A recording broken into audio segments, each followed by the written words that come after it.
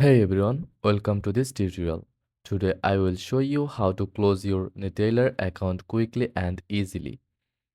Start by logging into your Neteller account with your username and password. Once you are logged in, go to the settings menu. From here, click account settings, scroll down and select account status and click close account. Your Neteller account is now successfully closed. If this option doesn't work, follow these instructions. Select Contact Us or Live Chat to reach the support team. Ask the support team to close your account. Be sure to include any necessary information such as your account details.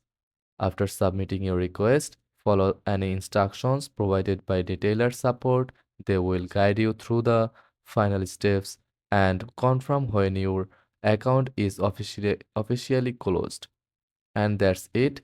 Thanks for watching.